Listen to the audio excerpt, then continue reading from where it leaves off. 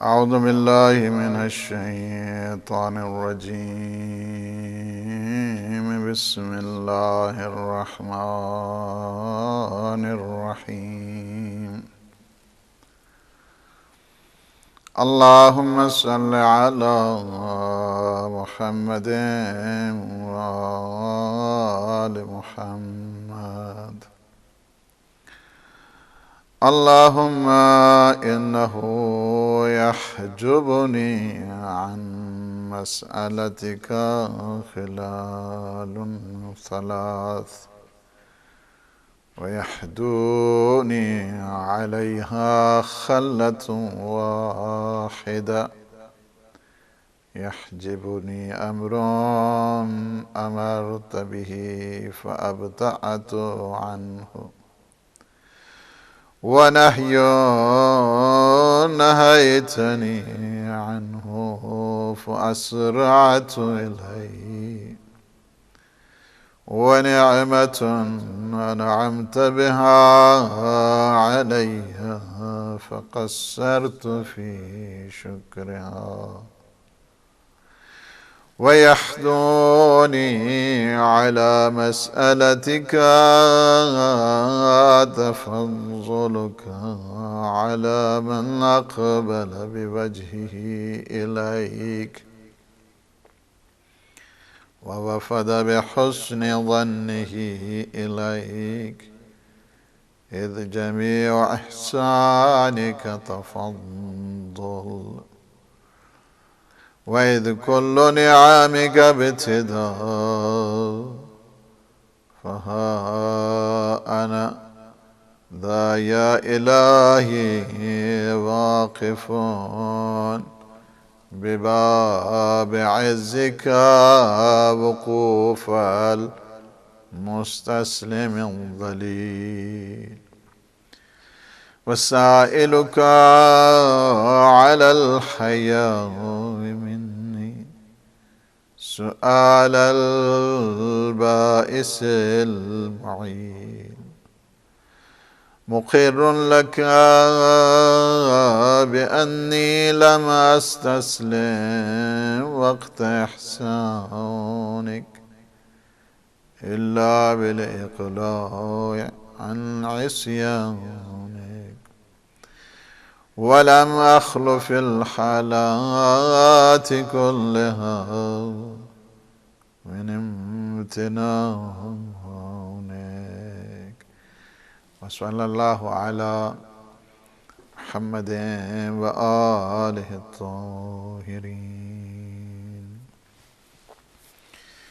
صحیفہ مبارک سجادیہ کے پروگرام میں اپنے تمام ناظرین اور سامعین کی خدمت میں ہدیہ سلام پیش کرتا ہوں۔ اللہ سبحانہ و تعالی سے دعا ہے کہ وہ ہمارے احوال کو اور ہمارے حالات ہماری اصلاح فرمائے اور ہماری عاقبت بخیر فرمائے۔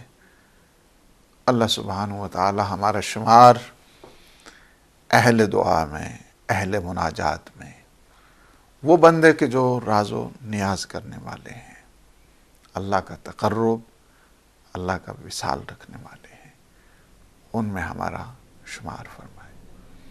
ہمارا سلسلہ گفتگو صحیفہ سجادیہ کی 12ویں دعا سے متعلق ہے۔ انشاءاللہ کل اسپیشل پروگرام بھی ہو رہا ہے عباس کے سلسلے میں اور معراج کے سلسلے میں بھی، اس کو بھی ضرور دیکھیے گا۔ اور آج جو گفتگو ہے وہ اس سلسلے میں کہ انسان اعتراف قصور، اعتراف گناہ، اور اس کے بعد انسان توبہ کو طلب کرے، یعنی جب تک انسان اقرار نہیں کرتا ہے گناہ کا، منزل توبہ پہ وہ نہیں آ سکتا ہے۔ امام فرماتے ہیں کہ 3 چیزیں ایسی ہیں جس کے وجہ سے مشکل پڑتی ہے کہ تیری بارگاہ میں ہاتھ کو پھیلایا جائے۔ سب سے پہلی چیز یہ ہے کہ تو نے امر کیا، تو نے حکم دیا، تو نے مختلف اوامر،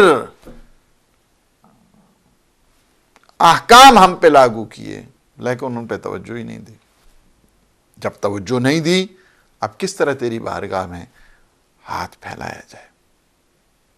جو حکم دیا تھا اس کو تو مانا نہیں، اب ہاتھ پھیلانے کا کیا مطلب ہے؟ دوسری چیز کیا ہے؟ تو نے نہیں کی تھی، اس نہیں پہ بھی کوئی توجہ نہیں تھی، تو کیا ہے؟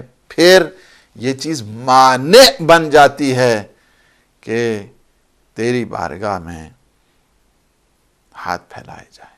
تیسری چیز یہ کہ تو نے بے شمار نعمتیں عطا کی ہیں، ان تعدوا نعمت اللہ لا تحصوها، اللہ نے تمہیں اتنی نعمتیں دی ہیں، دنیا کے جتنے اکاؤنٹنٹ ہیں سارے کے سارے جمع ہو جائیں، دنیا کے جتنے کاؤنٹ کرنے والی مشینیں ہیں ساری کی ساری جمع ہو جائیں، پروردگار کی نعمتوں کا احسان نہیں کر سکتے، شمار نہیں کر سکتے۔ اس نے اتنی دی ہیں، بے پناہ نعمتیں اس نے دی ہیں، بے شمار اس نے نعمتیں دی ہیں، کاؤنٹ لیس اس نے باؤنٹیز اینڈ بلیسنگ عطا کی ہیں، انسان شمار نہیں کر سکتا ہے۔ اس کی نعمتوں کا انسان شمار نہ کر سکے، اس پہ شکریہ کیا کر سکتا ہے؟ تو نے بے شمار نعمتیں عطا کی، ان بے شمار نعمتوں کے بعد میں منزل شکر پر نہیں آیا، تو اب میں تیرے سامنے کس طرح ہاتھ پھیلاؤں؟ پھر کیا ہے؟ دوسری چیز، سؤال یحدونی علی مسئلتک تفضلک علی من اقبل بوجہہ الیک، اور جو مجھے سوال کرنے کی اس عرق انفعال کی وجہ سے، شرمندگی کی وجہ سے، شرمساری کی وجہ سے، لیکن ایک چیز مجھے متوجہ کرتی ہے تیری طرف پلٹ کے آنے کے لیے، اور وہ حسن ظن ہے، اس لیے کہ تو کسی کو خالی نہیں لوٹاتا ہے، تو بہت مہربانی کرتا ہے، اس وجہ سے کہ سارے کے سارے تیرے احسانات تفضل کی بنیاد پر ہیں، تفضل کی بنیاد پہ۔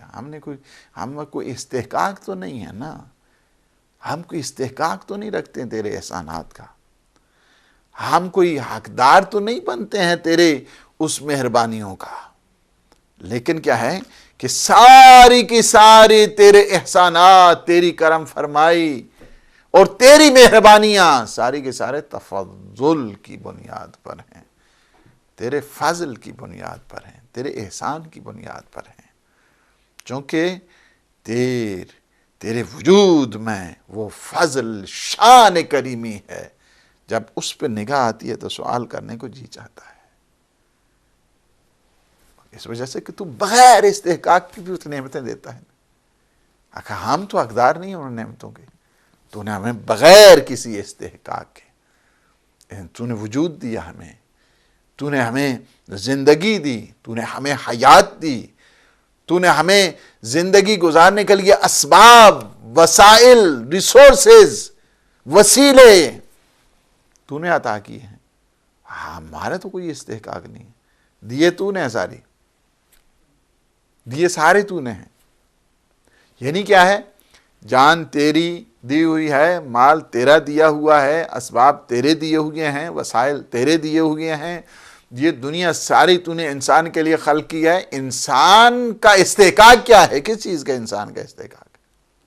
یہ تو پروردگار کا لطف ہے، یہ تو پروردگار کا تفضل ہے، یہ تو پروردگار کا فضل اور شان کریمی ہے، اس نے وجود دیا، اس نے حیات دی، اس نے نعمتیں دی، اس نے وسائل دیا۔ یہ آپ کتنے وسائل ہیں، وسائل زندگی، فقط مال ہی سے تھوڑا چلتی ہے انسان کی زندگی۔ ایک انسان کے پاس پوری دنیا کا مال جمع ہو جائے اور وہ سانس نہ لے سکے، ایک شخص کے پاس دنیا کی ساری نعمتیں، ساری کے سارے مال جو ہے نا اسے دے دیا جائے، خزانے کا خزانے دنیا کے بھرے ہوئے اس کو دے دیے جائیں، لیکن وہ کھا نہ سکے. ساری دنیا کے خزانے اسے دے دیے جائیں لیکن کیا ہے اس میں جو قوہ ہاضمہ ہے اس کا وہی نہیں ہو. کتنی اللہ نے اسے نعمتیں دی ہوئی ہیں, کتنی نعمتیں دی ہوں. ان سارے نظاموں کو جو وارث ہستی ہے وہ کون ہے؟ اللہ سبحانہ و تعالی ہے. یعنی یہ کیا ہے کہ اگر آپ مثلا 100 چیزیں زندگی کو چلانے کے لیے اگر آپ کہیں, اس میں سے ایک فقط مال کی تھوڑی سی پوزیشن بنتی ہے. اس میں مال سب کچھ نہیں ہوا کرتا ہے, یہ ذخیرے سب کچھ نہیں ہوا کرتے ہیں, یہ بینک بیلنس سب کچھ نہیں ہوا کرتا ہے. زندگی کو چلانے کے لیے 99 چیزیں اور بھی چاہیے کہ جب تک انسان کی زندگی. بہت سارے آپ نے دیکھے ان کے پاس بڑا مال ہوتا ہے, آپ کہتے ہیں ماشاءاللہ جی, لیکن کیا ہے کھانا آ جائے یہ بھی نہیں کھا سکتے, یہ بھی نہیں کھا سکتے, یہ بھی نہیں کھا سکتے, یہ بھی نہیں کھا سکتے. چیزیں بہت ہیں, اور بعض کچھ بھی نہیں کھا سکتے. بعض ایسے بدبخت ہیں کہ وہ سب کچھ دوسروں کے لیے جوڑ جوڑ کر خود آخر میں اسی طرح جیسا آیا تھا ایسا چلا گیا, خود اپنے ہاتھوں سے خرچ نہیں کرتے. تو میں یہ کہہ رہا تھا کہ اتنی نعمتیں اللہ سبحانہ و تعالیٰ نے دی ہیں, اور یہ بتا بھی دیا حدیث قدسی میں, دیکھیں ہم نے تمہارے لیے ساری کائنات کے خزانے انسان تیرے لیے بنائے ہیں. یہ زمین تیرے لیے, یہ آسمان تیرے لیے, یہ شمس تیرے لیے, یہ قمر تیرے لیے, یہ بجلی تیرے لیے, یہ شہاب ثاقب تیرے لیے, یہ دنیا کی نعمتیں تیرے لیے, دنیا کے وسائل تیرے لیے, یہ دنیا کے اسباب تیرے لیے. تجھے میں نے بنایا ہے اپنے لیے,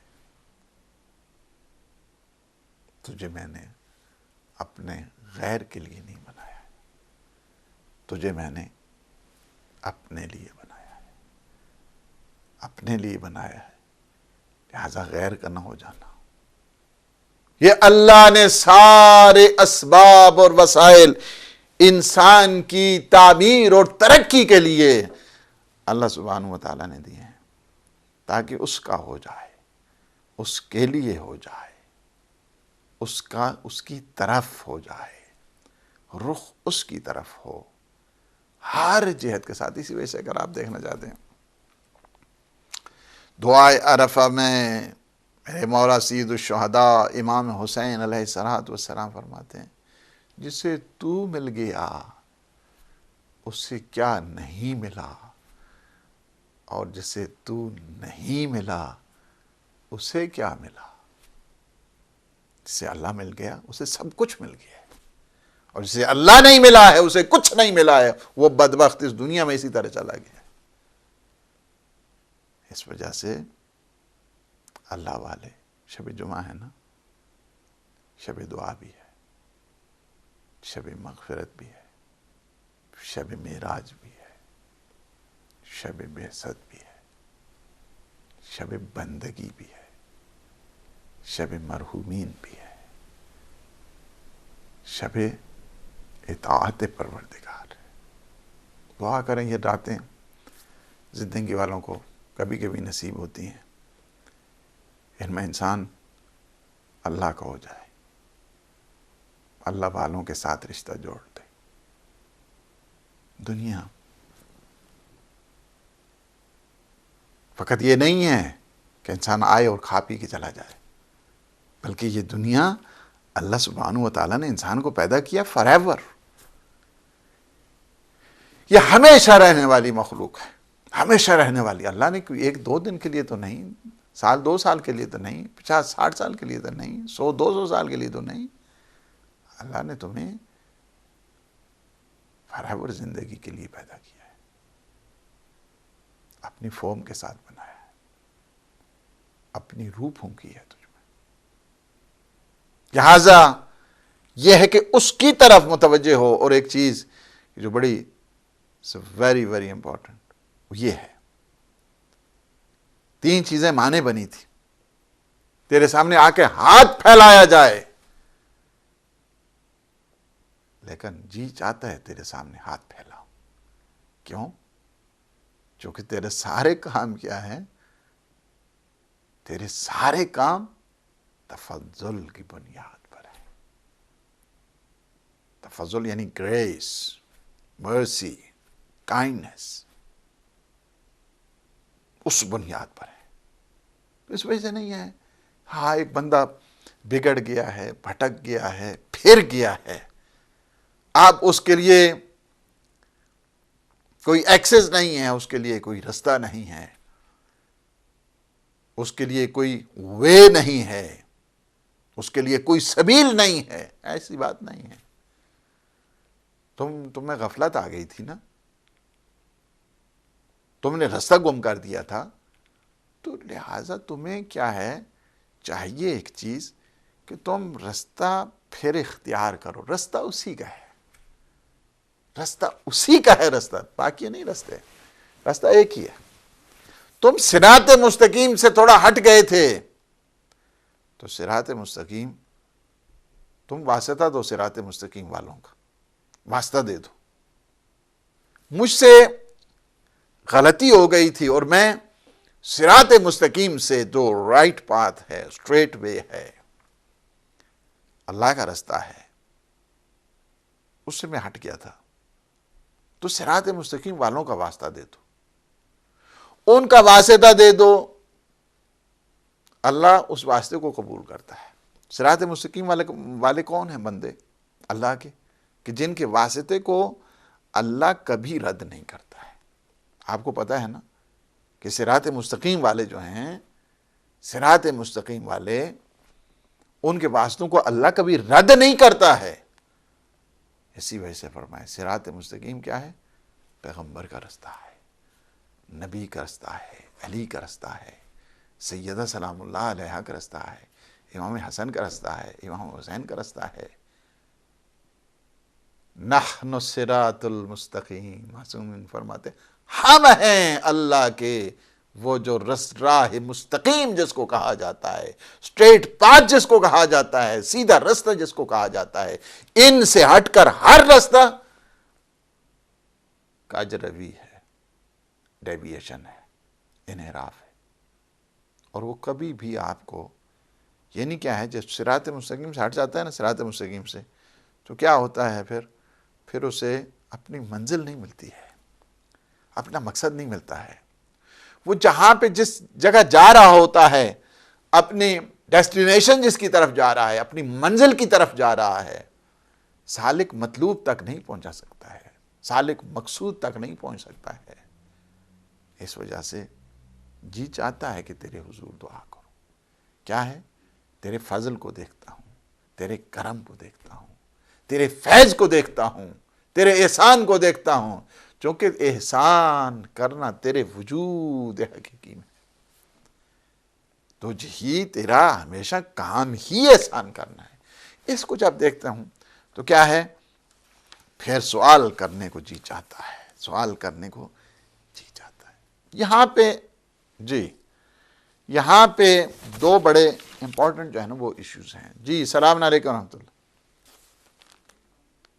جی یہاں پہ دو چیزیں بڑی اہم ہیں کہ جن کی طرف ہمیں توجہ دیں۔ ایک یہ ہے کہ جس کو کہتے ہیں کہ مسئلہ حسن ظن، یعنی اللہ سبحانہ و تعالیٰ کے متعلق انسان اچھی امید رکھے، ہوپ لگائے بیٹھا رہے، امید کے ساتھ رہے اللہ کے ساتھ۔ یعنی کیا ہے؟ حسن ظن، ہمیشہ اچھائی کی سوچے اللہ سبحانہ و تعالیٰ کے بارے میں۔ ہاں اور پتہ نہیں کہ ایسی، اور پتہ نہیں اللہ بخشے ایسی یا نہ بخشے، نہیں، ایسا نہیں۔ حسن ظن رکھیں اللہ سبحانہ و تعالیٰ کے بارے میں، اس لیے کہ جو حسن ظن کون رکھتا ہے کہ اس سے اللہ کی عظمت، جس کے رگ و ریشہ میں، جس کے رگ و ریشے میں اللہ کی عظمت اور جلال الہی کے ترانے گونج رہے ہیں، اور رچ بس گئی ہے یہ اللہ کی جلالت اس کے ذہن، اس کے دل و دماغ میں، وہ ہمیشہ اللہ سبحانہ و تعالیٰ کے متعلق حسن ظن رکھتا ہے، اچھی نیت رکھتا ہے، اچھا سوچتا ہے۔ اس کی فکر اللہ کے متعلق ہی نہیں ہوتی ہے، نا امیدی جیسی نہیں ہوتی ہے کہ انسان ہوپ لیس ہو جائے۔ خوف اسے ہوتا ہے ضرور، خوف اسے ضرور ہوتا ہے اپنے کرتوتوں پر، اپنے حوال پر، اپنی کارستانیوں پر، اپنے اعمال پر، اپنی نافرمانیوں پر. لیکن جب مسئلہ آتا ہے رجا کا، فیئر اسے ضرور ہے، لیکن اس فیئر میں ہوپ شامل ہے. ہوپ شامل ہے. مومن اس امتزاج کے ساتھ آگے جاتا ہے کہ اس میں خوف بھی ہوتا ہے، رجا بھی ہے، لیکن اس میں حسن ظن اس میں ہوا کرتا ہے. اور جو اللہ سبحانہ و تعالیٰ کے ساتھ، اللہ سبحانہ و تعالیٰ سے حسن ظن رکھتا ہے، اللہ اس کے حسن ظن کو کبھی نا امیدی میں نہیں بدلتا ہے. یہ وعدہ پروردگار ہے. اس وجہ سے کہ فرما دیا کہ تم اگر صحیح معنوں میں میرے در پہ آ گئے تو کیا ہے؟ رحمتی وسعت کل شیء. میری رحمت ہر چیز پر چھائی ہوئی ہے. یہ رحمت کون سی ہے؟ یہ رحمت رحمانیہ ہے کہ جس میں غضب کا تصور ہی نہیں ہے. وہ رحمت میری چھائی ہوئی ہے. لہٰذا یہ بات بتا دی کہ تم اگر اچھے انداز کے ساتھ میری بارگاہ میں آؤ گے، گناہوں کو چھوڑ دو گے، توبہ تائب ہو جاؤ گے، تقوی الہی کو تم اختیار کرو گے، رحمت الہیہ کے تم امیدوار رہو گے، تو خدا اپنی رحمتیں اور برکتیں تم پر نچھاور کرے گا. نچھاور کرے گا تم پر. یہ وعدہ پروردگار ہے. اور تمہیں ہر قسم کی جو نابودی کا سلسلہ ہے، ہلاکت کا سلسلہ ہے، گمراہی کا سلسلہ ہے، اللہ تمہیں اس سے بچا لے گا. وَإِنَّ رَبَّكَ لَذُو مَغْفِرَةٍ عَلَىٰ ظُلْمِهِمْ وَإِنَّ رَبَّكَ لَشَدِيدُ الْعِقَابِ. اللہ سبحانہ و تعالیٰ کیا ہے؟ ذو رحمت ہے، صاحب مغفرت ہے. لذو مغفرت علی ظلمہم، کہ جو انہوں نے ظلم کیا ہے اگر وہ آ جائیں سچے دل کے ساتھ، پکے دل کے ساتھ، سچے من کے ساتھ، اگر وہ آ جائیں، اللہ لذو مغفرت، اللہ کیا ہے؟ صاحب مغفرت ہے، بخشنے والا ہے، معاف کرنے والا ہے. یہ ہے بہت خوبصورت ایک روایت ہے پیغمبر اسلام صلی اللہ علیہ وآلہ وسلم کی طرف سے، لیکن اس کو نقل کیا ہے امام محمد باقر علیہ السلام نے کہا کہ میں نے اسے کتاب علی میں، صحیفہ امیر المؤمنین میں دیکھا ہے. اس کو امیر المؤمنین نے کوٹ کیا ہے یہ روایت پیغمبر اسلام سے، ان ابی جعفر علیہ السلام، یعنی امام محمد باقر علیہ السلام، قال وجدنا فی کتاب علی، ہم نے کتاب علی میں دیکھا. کیا دیکھا؟ ان رسول اللہ صلی اللہ علیہ وآلہ وسلم قال وهو علی منبرہ، یعنی اس وقت جب آپ امام علیہ السلام نے، پیغمبر اسلام بالائے منبر تشریف فرما تھے، اور آپ نے ارشاد فرمایا والذی لا الہ الا ہو ما اعطی مؤمن قط خیر الدنیا والآخرہ الا بحسن ظنہ باللہ. فرمایا اس خدا کی قسم جس کے قبضہ قدرت میں میری جان ہے، جس کے سوا کوئی معبود نہیں، لا الہ الا ہو، جس کے علاوہ کوئی معبود نہیں ہے، وہی عبادت کے لائق ہے، اس کے علاوہ کوئی نہیں ہے. ما اعطی مؤمن قط خیر الدنیا والآخرہ، مومن کو کبھی بھی اس وقت تک خیر دنیا اور خیر آخرت نصیب نہیں ہو سکتی ہے. یعنی مومن اگر چاہتا ہے اس کی دنیا آباد ہو، اس کی آخرت آباد ہو، خیر دنیا چاہتا ہے، بھلائی آخرت چاہتا ہے، تو فرمایا کہ الا بحسن ظنہ باللہ. سب سے پہلی شرط اس کے لیے یہ ہے، خیر دنیا اور خیر آخرت کے لیے پہلی شرط یہ ہے کہ وہ اللہ سبحانہ و تعالیٰ کے متعلق کیا کرے؟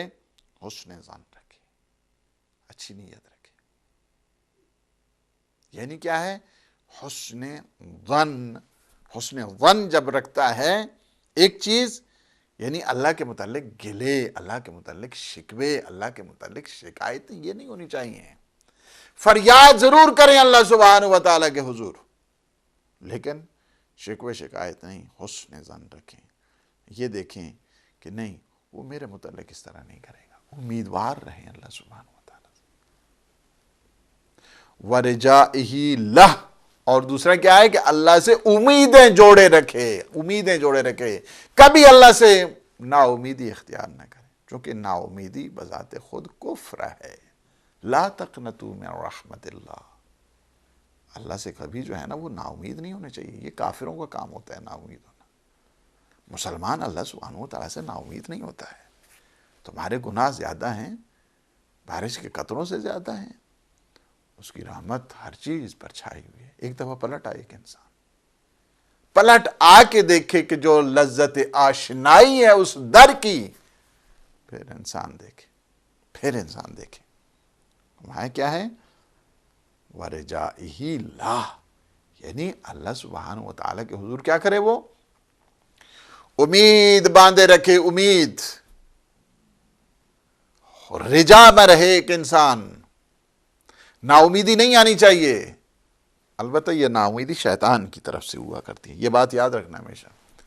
اللہ سبحانہ و تعالیٰ کے متعلق جتنے شکوک ہیں، شبہات ہیں، یہ شیطان کی طرف سے ہیں، انسان کی خواہشات نفسانی کا نتیجہ ہوتے ہیں۔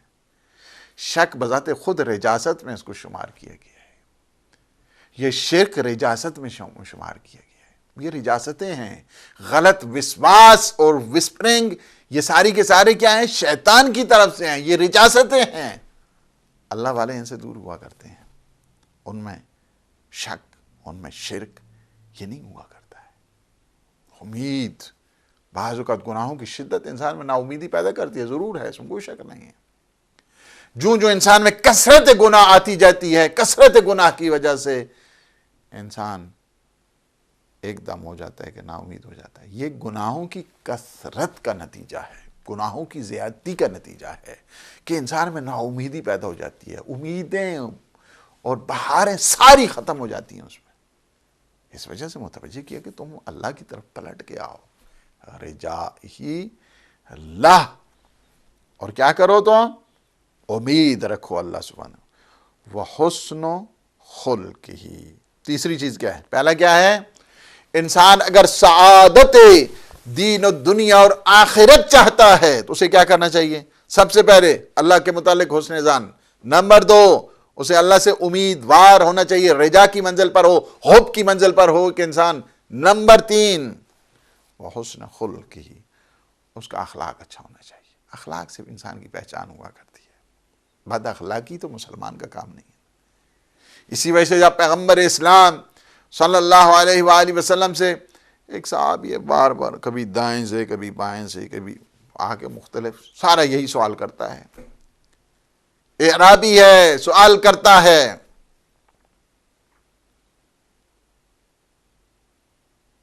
ما دین یا رسول اللہ،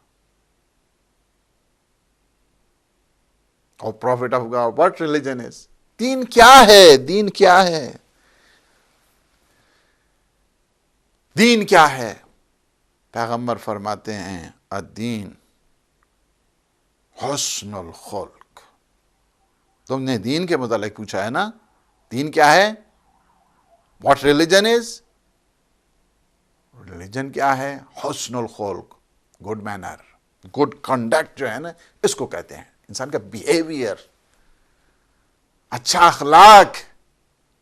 انسان کی پہچان اخلاق سے ہوتی ہے۔ انسان، اس نے کہا کہ جس طرح ہمارے یہاں عادت ہوتی ہے کہ ٹھیک ہے جی ایک دفعہ پڑھ لیا تو دوسری دفعہ بس پھر کسی اور سے پوچھ لو جی، پھر وہ دوبارہ چکر لگا پھر آئے، کیا یا رسول اللہ مت دین، دین کیا ہے؟ فرمایا حسن الخلق، دین کیا ہے؟ اچھا اخلاق ہے، تمہاری وے آف ڈیلنگ، تمہارا لائف سٹائل، تمہارا کانڈکٹ، تمہارا جو سیرت ہے، تمہارا کردار ہے، تمہارا یہ اچھا ہونا چاہیے۔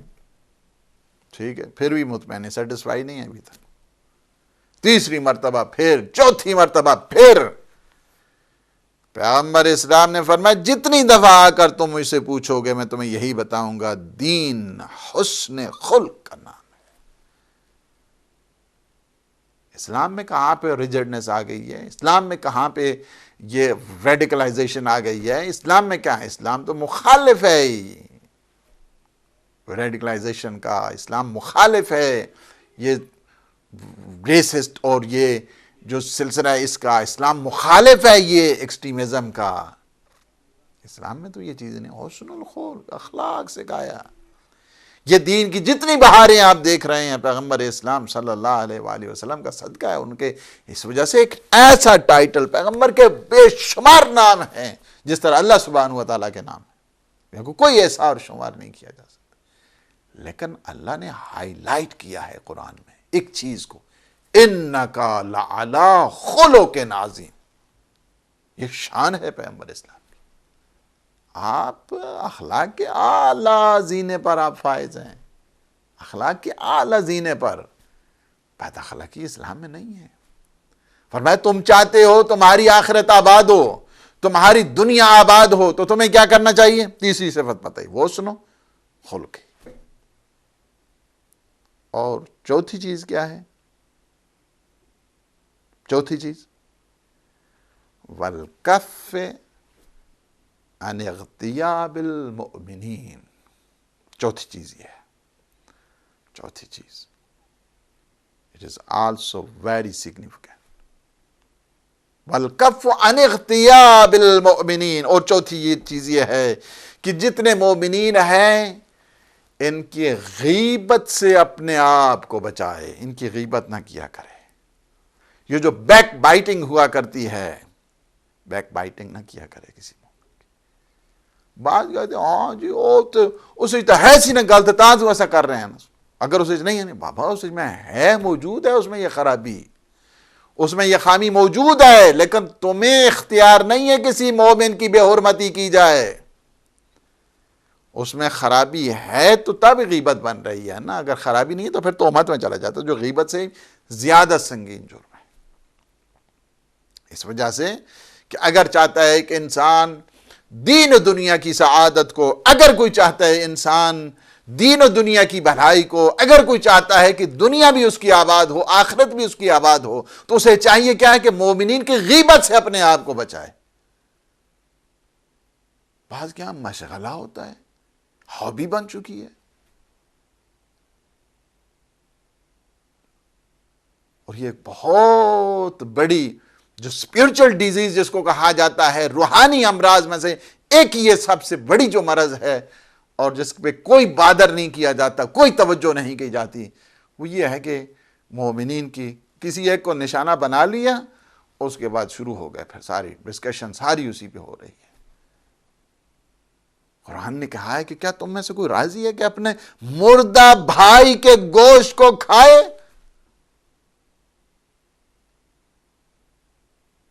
اس وجہ سے غیبت کرنے والا وہ جو بدبخت ہے اپنا ثواب منتقل کرتا رہتا ہے۔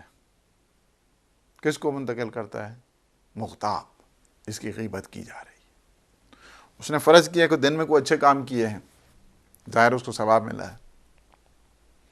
غیبت جو کی ہے، غیبت کر کے اس نے اپنا ثواب، ظاہر ہے کہ اس نے ثواب ٹرانسفر ہو جائے گا آٹومیٹکلی، کس کی طرف؟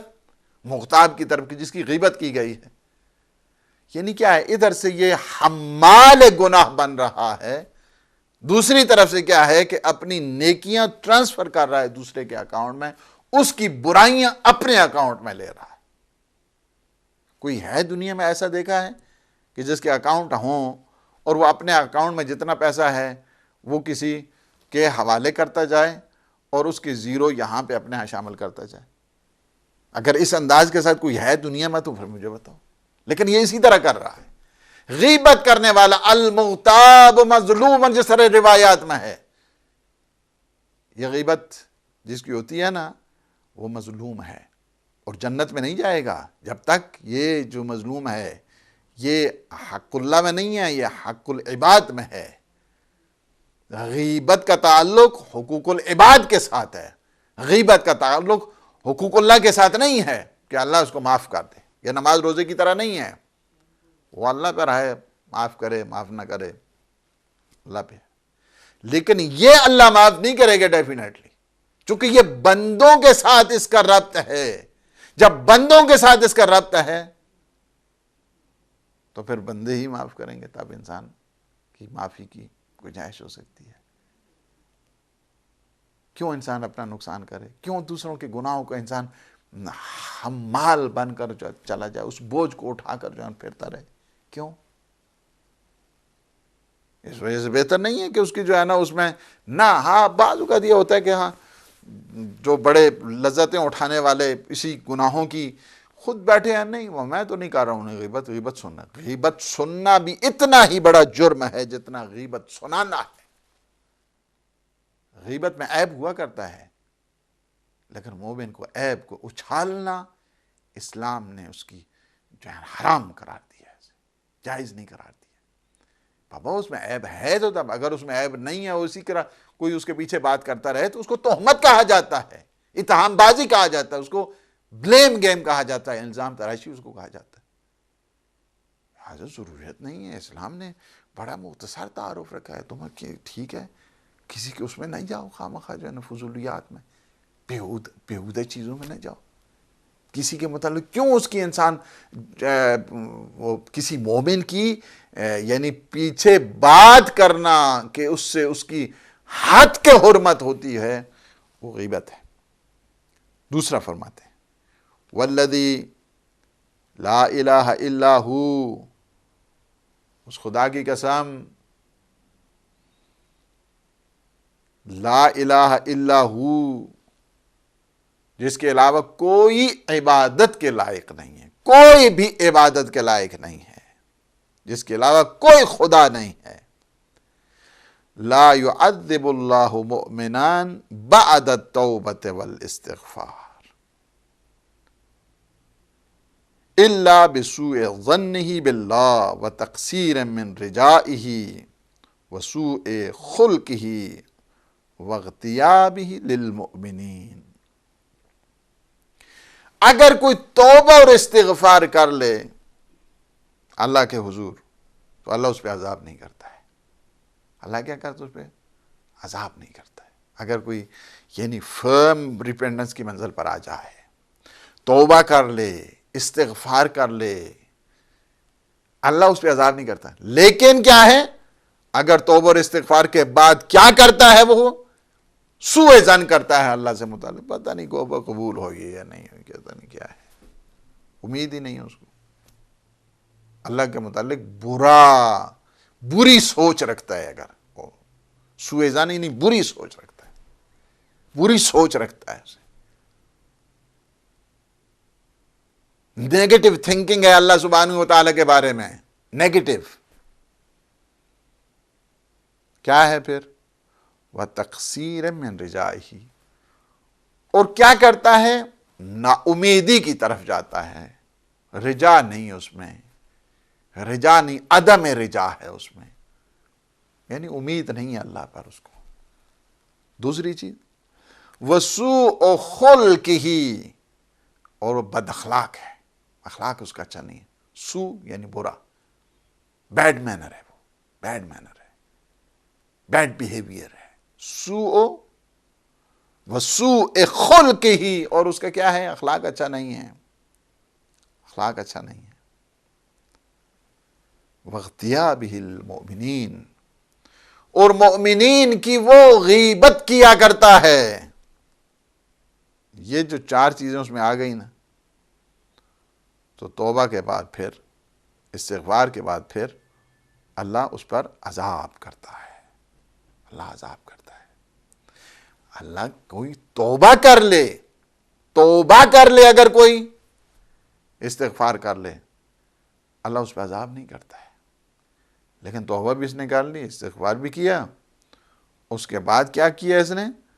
اللہ کے متعلق جو ہے نا وہ اس کی انٹینشن، اس کی سوء ظن، اس کی نیگیٹو تھنکنگ ہے اللہ کے بارے میں، نیگیٹو تھاٹ ہے اللہ کے بارے میں، نیگیٹو سوچ ہے اللہ کے بارے میں۔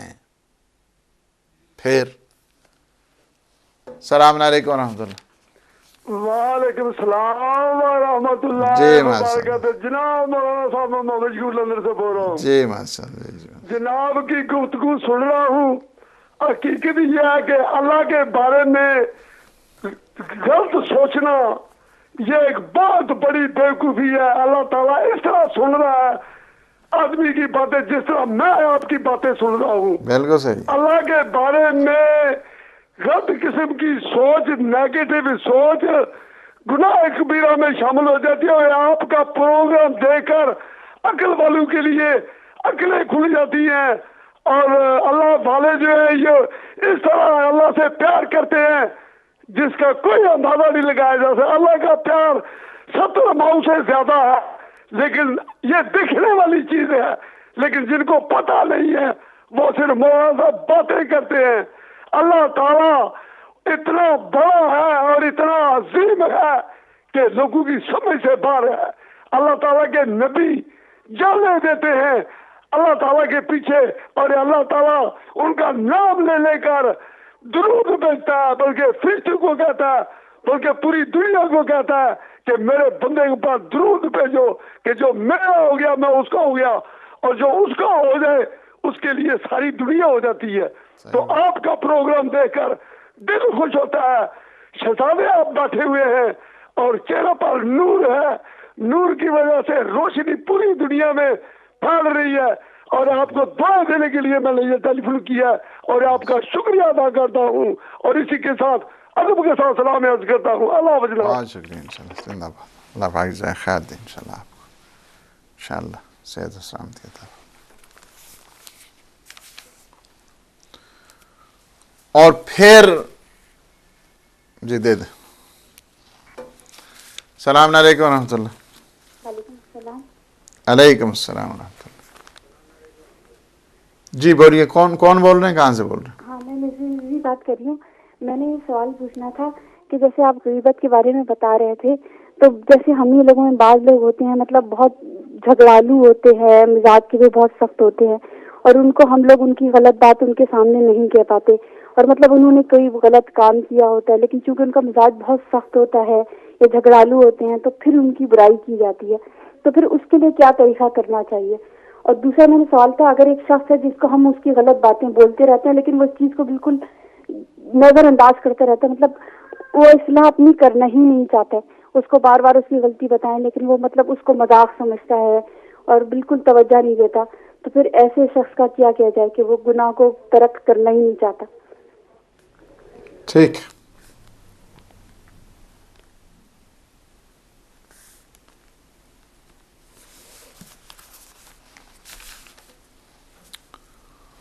اور پھر فرماتے ہیں والذی لا الہ الا ہو لا یحسن ظن عبد مؤمن باللہ الا کان اللہ عند ظن عبدہ المؤمن. کہتے ہیں اس خدا کی قسم، اس اللہ کے سوا کوئی معبود نہیں. لا یحسن ظن عبد مؤمن باللہ، جو بھی مومن ہے اللہ کے متعلق اچھی نیت رکھتا ہے، اچھی سوچ رکھتا ہے، حسن ظن رکھتا ہے، اللہ اس کے حسن ظن کو کبھی بھی اس صورت میں یعنی ہمیشہ اس کو امید میں رکھتا ہے. یعنی اس نے اگر حسن ظن کیا تو ایسا نہیں ہے کہ اللہ سبحانہ و تعالیٰ اس کے متعلق کوئی غلط سوچے، یہ نہیں ہو سکتا ہے، یہ نہیں ہے. تم اللہ کے متعلق اچھا سوچ رہے ہیں، اللہ تمہارے متعلق اچھا سوچ رہا ہے. کیوں؟ لأن اللہ کریم، اس وجہ سے کہ اللہ سبحانہ و تعالیٰ کریم ہے، شان کریمی کا مالک ہے، وہ درجہ سخاوت سے ہی بلند ہے.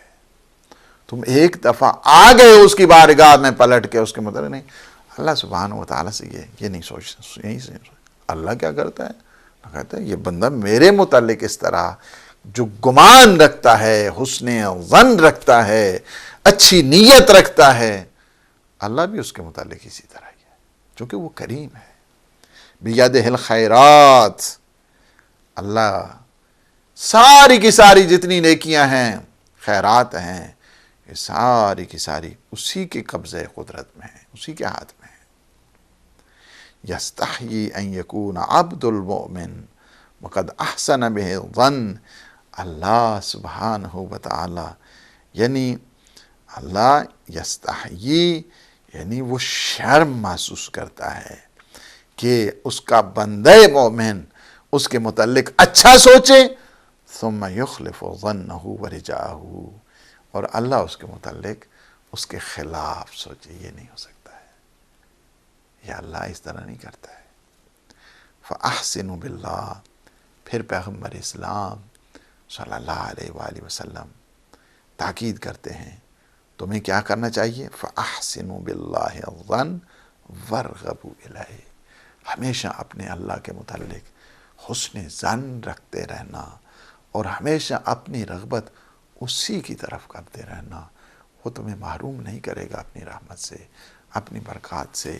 یہ ایک بہت بڑا میسج جو پیغمبر اسلام صلی اللہ علیہ وآلہ وسلم نے دے دیا ہے کہ تم ہمیشہ حسن ظن، اس کی اہمیت ایک اپنی جگہ پہ ہے، اور اس کے متعلق اگر کسی کو مزید ریسرچ کرنی ہے تو اسے چاہیے کہ اصول کافی کی دوسری جلد اور بحار الانوار کی جو جلد نمبر 70 ہے اس پہ رجوع کریں، بہت زیادہ جو روایات ہیں آپ کو ملیں گی۔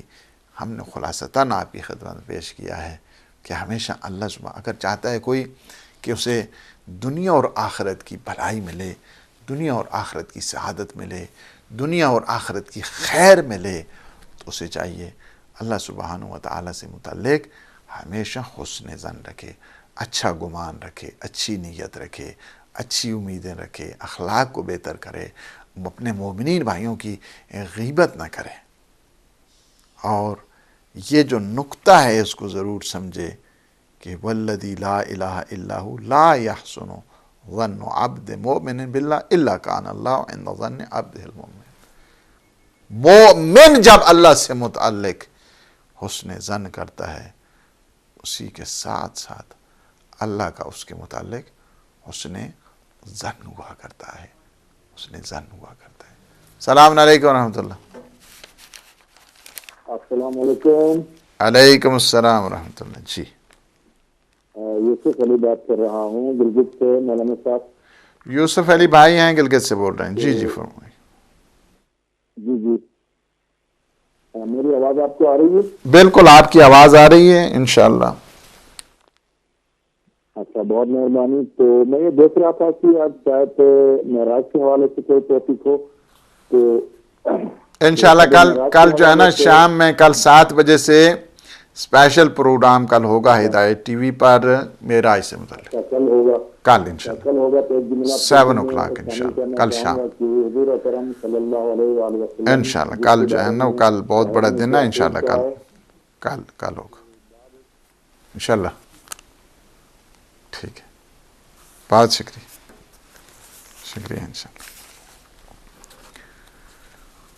تو یہ ہے کہ اس بات کی طرف توجہ کرے، اس بات کی طرف ہمیشہ اللہ کے متعلق اچھی نیت، پاک نیت، صاف نیت اور حسن ظن۔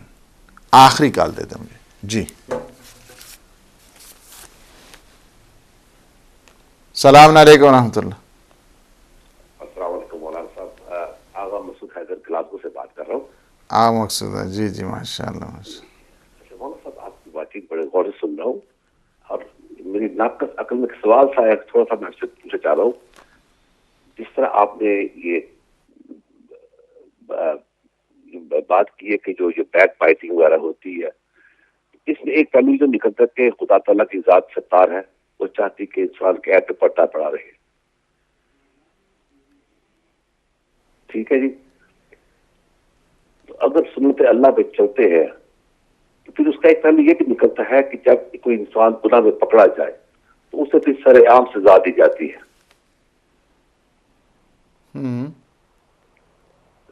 یعنی میں نے اس طرح کے واقعہ سعودی عرب میں بھی دیکھے ہیں کہ سر عام کیا جاتا ہے تو پھر لوگ ادھر تالیاں بجاتے ہیں اور بڑے اونچے نعرے لگاتے ہیں۔ تو آیا جب خدا کی ذات ستار ہے وہ چاہتی کہ پڑھتا پڑھ لے. تو دوسری طرف ہم یہ دیکھتے ہیں کہ اس کو سریعام اس انسان کو جو ہے نا، چاہے اسے توبہ کی ہو، شاید اس کی توبہ قبول ہو بھی گئی ہو، تو اس کو سریعام مطلب اس کو دنیا میں مطلب خوار کیا جاتا ہے. یہ تھوڑا سوال ہے، اس کا جواب چاہیے. شکریہ جی مول صاحب.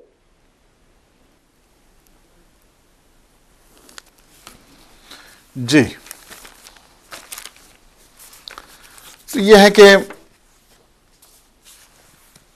انسان کو اس بات کی طرف توجہ دینا چاہیے کہ ہمیشہ اللہ سبحانہ و تعالیٰ کے حضور اور اس کی بارگاہ میں اچھی امیدیں لے کر آئے. اچھے غلام اپنے مولا اور آقا کے حضور اچھی رجا کے ساتھ، ہوپ کے ساتھ جایا کرتے ہیں، اپنی گناہ اور اپنی تقصیر کو سامنے رکھتے ہوئے. لیکن چونکہ دامن عفو اتنا وسیع ہے، اس کی شان رحمت اتنی بلند ہے کہ بندہ ہمیشہ اسی میں ہے. اسی وجہ سے آپ دعاؤں میں دیکھتے ہیں، پروردگار کیا میرے گناہ ان بارش کے قطروں سے بھی زیادہ ہیں، یہ ریگستان کے ذروں سے بھی زیادہ ہیں. تیری رحمت تو ہر چیز پر چھائی ہوئی ہے، تیری رحمت تو بے پایان ہے. یہ جب تک انسان کو یہ جو دسترخوان رحمت سے جب تک انسان جڑا رہتا ہے، پھر کبھی بھی پلٹ کے اللہ کی بارگاہ میں آ جاتا ہے. یہ لطف ہے اللہ کا. امید کے ساتھ رہے، یہ لطف ہے اللہ کا. اللہ سبحانہ و تعالیٰ کے متعلق اچھی نیت رکھے. گناہ انسان جو آگے بڑھتا جاتا ہے، اپنی تقصیریں اور اپنے گناہ اور اپنے قصور اس کی آنکھوں کے سامنے آتے رہتے ہیں. اور جتنا ہی انسان اللہ کا تقرب اور وصال کی منزل پر آتا ہے، اتنا ہی اسے اپنی ظلمت کا احساس ہوتا ہے. ظلمت کا جیسے احساس نہیں ہوتا نا، وہ انسان ناشناس ہوتا ہے، اپنے آپ کو بھولا ہوتا ہے، غافل شخص ہوا کرتا ہے. اب میرے پاس چونکہ ٹائم نہیں ہے میں اس جملے کی تفسیر کروں. حسنات الابرار سیئات المقربین. حسنات الابرار، پھر سنیں، حسنات الابرار سیئات المقربین. یہ جو نیک لوگوں کی نیکیاں ہونگا کرتی ہیں نا، اللہ کے مقرب بندوں کے نزدیک یہ سیئات شمار ہوتے ہیں، گناہ ہوتے ہیں. وہ دیکھتے ہیں، اس وجہ سے انسان کو نہیں پتہ لیول، انسان کے درجات، کتنا درجہ ہے وصال کا ہمارے پاس، ایمان کے کس درجے پہ ہم لوگ فائز ہیں، کس حد تک ہمیں اللہ سبحانہ و تعالیٰ کی معرفت ہے، کس حد تک ہمیں اللہ سبحانہ و تعالیٰ کے متعلق عقیدت ہے، کس حد تک ہم اللہ کو کیا ہے لا مؤثر فی الوجود الا اللہ، یہ کس منزل میں ہیں ہم لوگ. اگر ہمارے دل و جان میں یہ مرتبہ اگر آ جائے، کون سا؟ کہ کوئی بھی اس کائنات میں اس کے سوا جس کے نگاہ لطف کے بغیر کوئی درخت کا پتا بھی حرکت نہیں کر سکتا ہے، میرے جسم و جان پہ اس کا قبضہ ہے. پھر انسان کا کیف الگ ہوتا ہے، انسان کی شان الگ ہوتی ہے، ورنہ اسی طرح پھرتا رہتا ہے. پھر لہذا حسن انسان، امید، اللہ سے امیدوار رہنا، اچھے اخلاق کو پروموٹ کرنا، اچھے اخلاق کی ادائیگی رکھنا، مومنین کی غیبت نہ کرنا. اس کو آج کے دن کے لیے ایک نسخہ ہی سمجھیے انشاءاللہ العزیز. ٹائم چونکہ ہمارا اختتامی مراحل پر ہے اور ہمارے بڑے محترم ہیں محمد یعقوب، انہوں نے لندن سے فون کیا ہے.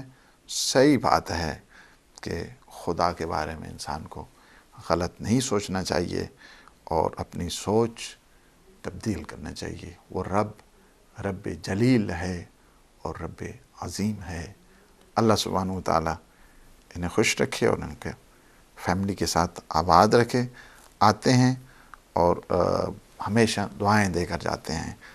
ہماری سسٹر مسز رضوی نے، یا آپ لوگ رضوی کہتے ہیں، انہیں تو رضوی چاہیے، باہر کا انہوں نے فون کیا ہے اور غیبت کے متعلق اور بعض کے مزاج مثلا جھگڑالو ٹائپ ہیں، ان کے لیے دیکھیں غیبت کا تعلق، آپ اگر کسی کی اصلاح کرنا چاہتے ہیں تو انہیں الگ سے بٹھا کے سمجھائیں، ایک دفعہ سمجھائیں، 2 دفعہ سمجھائیں۔ یہ جو تربیتی پروسیس ہوا کرتا ہے یہ بڑا کمپلیکیٹڈ بھی ہوتا ہے، اس وجہ سے کہ جو اہل فن ہوتے ہیں، اہل دانش ہوا کرتے ہیں، جن کی تربیتی لائن ہوا کرتی ہے، وہ بڑے اچھے انداز کے ساتھ تبدیلیاں لے کے آتے ہیں۔ اس وجہ سے انہیں الگ سے بٹھا کے، ایسا نہ ہو کہ جس سے اسی وجہ سے مولا کے فرامین میں سے ہے معصومین علیہ السلام کے کہ جس نے اپنے بھائی کو الگ بٹھا کے نصیحت کی اس نے اس کی عزت کو بڑھا دیا، اور جس نے لوگوں کے سامنے اس کی باتیں کی اس نے اس کی توہین کی ہے، قد اہانہ، جس طرح جو ہے نا وہ روایات میں ہے۔ تو یہ اس کو غیبت کا مطلب یہ ہوتا ہے، جھگڑالو بے شک ہوتے رہیں، مومن کی غیبت ہوا کرتی ہے، مومن کی یعنی اس کے پیچھے باتیں کرنا کہ جس سے اس کی اہانت ہوتی ہو۔ اور یہ ضروری نہیں ہوتا ہے کہ وہ مثلا انسان ورڈز ہی استعمال کرے، الفاظ ہی کے ذریعے ہو، بعض اوقات اشاروں کے ذریعے بھی غیبت ہوا کرتی ہے۔ فرض کیا کسی کے اگر ڈسیبل ہے اور وہ تھوڑا لنگڑا کے چل رہا ہے تو اس کے بعد جو ہے نا یہ اگر آتا ہے سبحان اللہ ماشاء اللہ، یہ ماشاء اللہ تھوڑی ہے، یہ غیبت ہے۔ اس سے آپ کو کوئی جنت میں درخت جو ہے نا نہیں لگنے والا ہے کہ آپ کہیں کہ ماشاء اللہ کہہ دیا تو جنت میں جو ہے نا وہ ایک درخت آپ کے لیے، اس سے نہیں ہوتا ہے۔ یہ کہا اس نے ماشاء اللہ ہے، لیکن اس انداز میں کہا ہے کہ جس سے اس کی غیبت اور اس کی اہانت اور اس توہین ہو رہی ہے، اس کو بھی غیبت میں شمار کیا جائے گا۔ کسی کی تعلیم، کسی کی تربیت کے لیے اسے الگ سے سمجھا دینا یہ بہت بڑی بات ہوا کرتی ہے۔ اسی طرح بعض باتوں پہ توجہ نہیں دیتے ہیں، آپ کا کام اس کو بتانا ہوتا ہے۔ کسی کا کام یہ نہیں ہے کہ مومن کے پیچھے ڈنڈورے جو ہے نا وہ پیٹتا رہے اور اس کے بعد اس کی اہانت ہوتی رہے۔ توجہ نہیں دیتا آپ اس کو بار بار سمجھائیں، توجہ نہیں دیتا آپ اس کو بار بار بتائیں، اور یہی طریقہ جو ہے وہ اسلام نے بتایا ہے۔ لیکن پیچھے باتیں کرنا، پیچھے باتیں بنانا اور میکنگ ٹیلز اور اس قسم کی چیزیں اسلام کے ہاں ناروا ہیں، اسلام کے ہاں غیر مشروع ہیں، اسلام انہوں نے جائز قرار نہیں دیا ہے۔ ہمارے مقصود حیدر نے گلاسکو سے فون کیا بیک بائٹنگ کے متعلق، اس سے انہیں ایک اور مسئلہ یاد آ گیا کہ اللہ سبحانہ و تعالیٰ ستار العیوب ہے، تو یہ جو سزائیں ہیں اور بعض سزائیں برسر عام دی جاتی ہیں، یہ تربیت کا ایک پروسیس ہے تاکہ فساد کو اس معاشرے سے پاک کر دیا جائے۔ لیکن جہاں تک انڈیویجول چیزیں ہوا کرتی ہیں اللہ ان کے بارے میں ستار العیوب ہے، لیکن جو چیزیں ایک سوسائٹی کو خراب کرنے والی ہوتی ہیں اللہ ان کے متعلق اس سوسائٹی کو پاک رکھنا چاہتا ہے تاکہ دوسرے لوگ اس سے عبرت حاصل کریں۔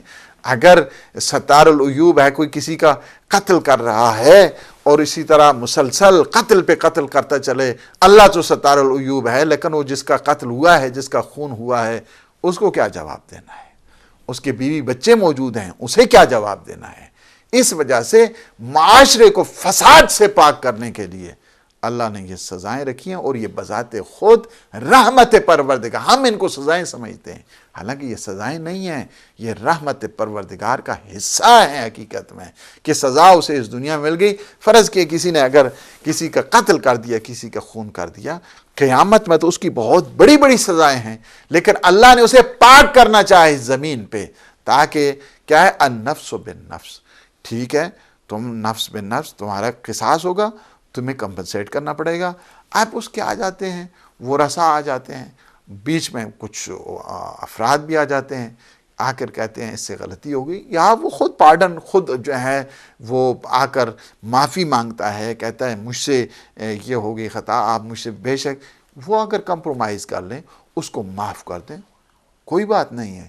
اس کے کمپنسیٹ کرنا چاہتے ہیں، دیت دے دیں، کوئی بات نہیں ہے اسلام نے۔ لیکن اگر وہ اس حد تک ایک دفعہ نہیں، 2 دفعہ نہیں، 3 دفعہ، بس یہی وتیرہ بن گیا ہے بعض کا، یہ کوئی وہاں پہ اللہ کے حضور کو پاکستان والی تو وہ نہیں ہوتی ہیں نا کہ جو مثلا اسی طرح چھوڑ دیا، کوئی 10 11 11 آ کر جو ہے نا وہ قتل کر رہا ہے، اس کے بعد بھی پھر اسے چھوڑ دیا جاتا ہے۔ یہ دنیا کی عدالتیں نہیں ہیں کہ جو چھوڑی جا سکتی ہیں، جو چھوڑ دیا کرتی ہیں۔ الہی عدالتوں میں یہی ہوتا ہے، جو خدائی عدالتیں اس میں یہی اس کا حکم کو نافذ کر دیا جاتا ہے تاکہ زمانے کو فساد سے، بربریت سے، ظلم سے پاک کر دیا جائے۔